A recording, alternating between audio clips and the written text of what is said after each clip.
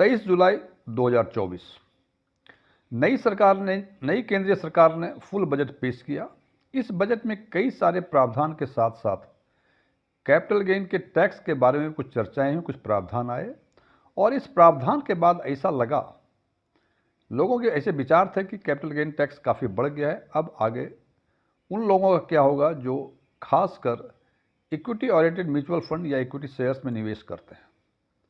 जनाब, ये बात सच है कि टैक्स का रेट बढ़ाया गया। जैसे शॉर्ट टर्म कैपिटल गेन का टैक्स का रेट पहले 15% था, अब उसको 20% कर दिया गया है। और long term capital gain tax जो पहले 10% था, अब उसको 12.5% कर दिया है। एट इट एपियर्स की rate of taxation capital gain tax में शॉर्ट टर्म लॉन्ग टर्म दोनों में बढ़ गया है। हालांकि ये टैक्स कम हुआ, फ़ायदा हुआ या घाटा हुआ, हर लोगों के अपने अपने विचार थे। मैंने भी अपने एक विचार एक वीडियो पर दिया हुआ है, ये अलग मुद्दा है। लेकिन क्या आप जानते हैं कि ये टैक्स बढ़ गया या कम हो गया, इसके बावजूद आपके पास कुछ ऐसी व्यवस्थाएं हैं कि आप long term capital gain tax या तो जीरो कर सकें या काफ़ी कम कर सकें। इस बारे में मैंने इसके जस्ट पहले एक वीडियो बनाई है, उसमें हमने 3 प्रावधान का जिक्र किया हुआ था। चौथे प्रावधान का जिक्र हमने उसमें इसलिए नहीं किया कि वो वीडियो काफ़ी बड़ी हो जाती। तो आज हम चर्चा करेंगे उन चौथे प्रावधान का, जिस प्रावधान के हिसाब से आप 10 करोड़ तक के कैपिटल गेन टैक्स या तो जीरो कर सकते हैं या उसको काफ़ी हद तक कम कर सकते हैं। एस्ट्रोन टैक्समैन के नए वीडियो में आपका एक बार फिर से स्वागत है। यदि इस वीडियो से कुछ वैल्यू एडिशन होता है, इसे लाइक करें, शेयर करें, कमेंट जरूर करें, जिससे मुझे ये पता चल सके जो चीज़ें मैं अपने व्यूअर्स को कम्युनिकेट करना चाह रहा हूँ वो मैं कम्युनिकेट करने में सक्षम हूँ, कर पा रहा हूँ या नहीं कर पा रहा हूँ। और यदि आपको लगे कि इसमें कुछ इम्प्रूवमेंट की ज़रूरत है तो वो भी बताएं। और यदि आप इस चैनल पे पहली बार विजिट कर रहे हैं तो इसको सब्सक्राइब करें और बगल में बेल आइकन को दबाएं ताकि हमारे नए वीडियो की नोटिफिकेशन आपको लगातार मिलती रहे। मेरा नाम डीएम झा है।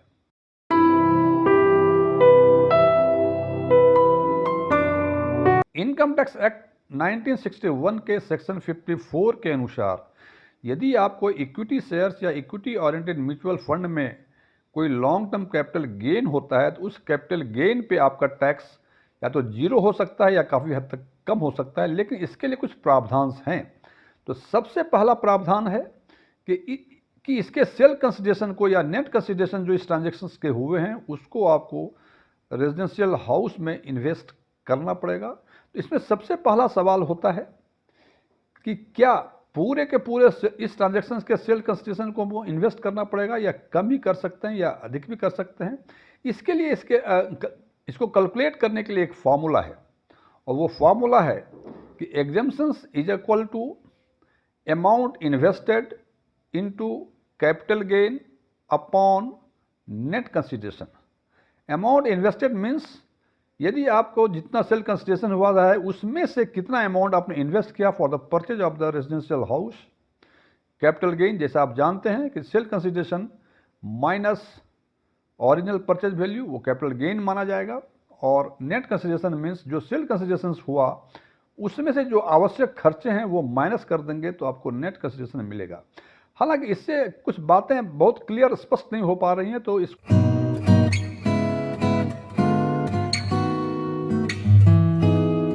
हम एक उदाहरण से समझते हैं कि हमें एग्जेम्पशंस कैसे कैलकुलेट करना होगा।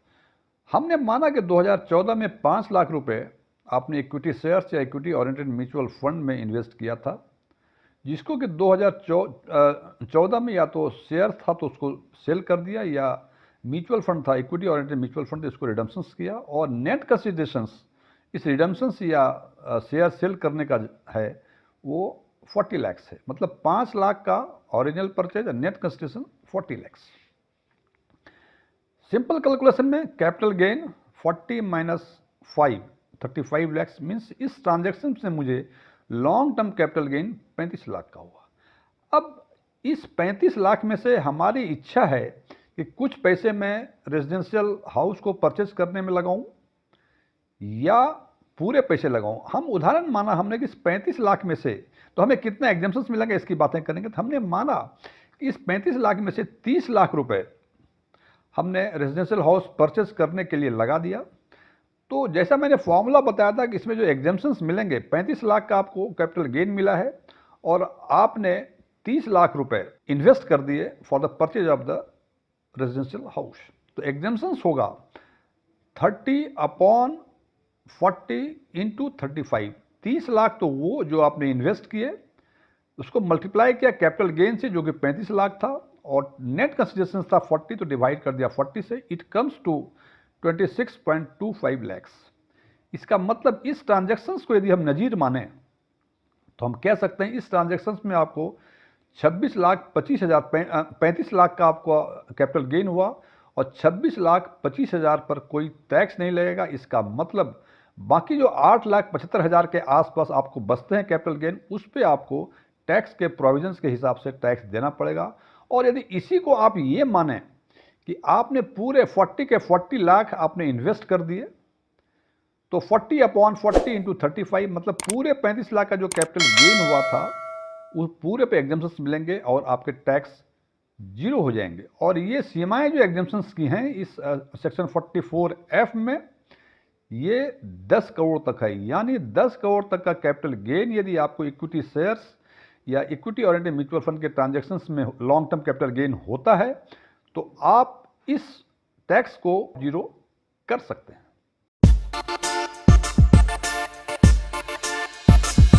जैसे कि मैंने पहले चर्चा की थी कि ये 10 करोड़ तक एग्जेम्पशन पाने के लिए कुछ कंडीशंस हैं। जो सबसे पहला कंडीशंस हमने बताया था, ये बताया था कि ये गेन केवल लॉन्ग टर्म कैपिटल गेन ही होना चाहिए। इसका मतलब जो इक्विटी शेयर्स या इक्विटी ओरिएंटेड म्यूचुअल फंड में आपने ट्रांजैक्शंस किया है, उसको सेल या रिडीम किया है, उसकी होल्डिंग पीरियड कम से कम 1 साल होगी, तभी आपको ये सुविधा मिलेगी। शॉर्ट टर्म कैपिटल गेन में ये सुविधाएं नहीं हैं। नंबर 2 कि ये ट्रांजैक्शंस ये एप्लीकेबल है केवल इंडिविजुअल और HUF। HUF means Hindu undivided family, उसी पर ये एप्लीकेबल होगा। कोई पार्टनरशिप, कोई इंटिटी यदि ये ट्रांजैक्शंस करता है तो उनको ये सुविधाएं नहीं मिलेंगी। नंबर 3 जो सबसे अधिक इंपॉर्टेंट है कि ये जो नेट कंसिडरेशन इस ट्रांजैक्शंस में होगा, उस नेट कंसिडरेशंस को आपको नए रेजिडेंशियल हाउस में इन्वेस्ट करना पड़ेगा। इसमें कुछ सब कंडीशंस और हैं या कुछ सवाल और होते हैं कि कब तक करना होगा हमें। फॉर एग्जांपल यदि आज हमने ट्रांजैक्शंस किया और 3 दिन के बाद पैसे मेरे खाते में आ गए, तो हम कब तक नए हाउस के परचेस कर सकते हैं, कितने, इसमें क्या समय की अवधि है। इसमें इस सेक्शन के अनुसार ये प्रोविजंस है कि जिस दिन आपने ये ट्रांजैक्शंस किया उसके पूरे 1 साल पहले तक यदि कोई आपने रेजिडेंशियल हाउस परचेस किया है या इस ट्रांजैक्शंस के अगले 2 साल तक कोई रेजिडेंशियल हाउस परचेस करते हैं, तो उस पर यह सुविधा मिलेगी। जनाब, ये तो बातें की हमने रेजिडेंशियल हाउस परचेस करने की। ये तीसरी कंडीशंस और सुविधाएं और हैं कि यदि इस पैसे को आप नए हाउस के कंस्ट्रक्शन में लगाते हैं तो उस पर भी एग्जेम्पशंस मिलेंगी। कंडीशंस केवल ये है कि ये कंस्ट्रक्शंस जिस दिन ट्रांजैक्शंस किया आपने उसके 3 वर्षों के अंदर पूरी हो जानी चाहिए, तभी ये एग्जेम्पशंस मिलेंगे। ये बातें हुई कि आप रेजिडेंशियल हाउस परचेज करेंगे, कंस्ट्रक्ट करेंगे, उसके क्या सब कंडीशंस हैं। एक और कंडीशंस हैं इस पे कि जिस दिन आपने ये ट्रांजैक्शंस किया, means long term capital gain जिस दिन हुआ आपको, उस दिन आपके नाम से 1 से अधिक रेजिडेंशियल हाउस नहीं होना चाहिए।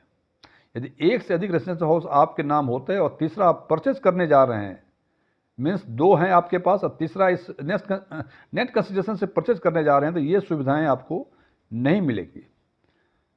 एक और सब कंडीशंस हैं कि आपने या तो हाउस को कंस्ट्रक्ट कर लिया या हाउस को आपने परचेज कर लिया नेट कंसिडरेशन जो इस ट्रांजैक्शन का हुआ था उसके पैसे से। लेकिन एक कंडीशंस में इम्पोज और किया गया है कि वो रेजिडेंशियल हाउस आप अगले 3 वर्षों तक सेल नहीं कर सकते। यदि आपने उसके 3 वर्षों के अंदर इसको सेल कर दिया, तो जिस साल आपने इसको सेल किया और जितने एग्जेम्पशंस आपको लॉन्ग टर्म कैपिटल गेन में इनिशियली मिला था, वो इस फाइनेंशियल ईयर में इनकम में ऐड हो जाएगा।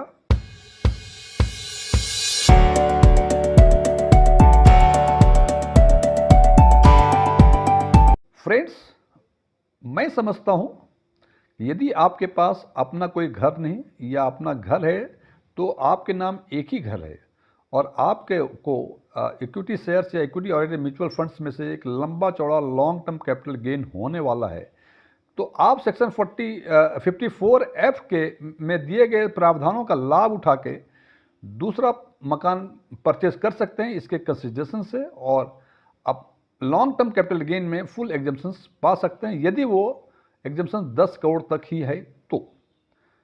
फ्रेंड्स, ये वीडियो कंक्लूड करने के पहले मैं एक डिस्क्लेमर देना चाहता हूं कि न ही मैं कोई म्यूचुअल फंड एडवाइजर हूं, न ही मैं कोई टैक्स कंसल्टेंट हूं।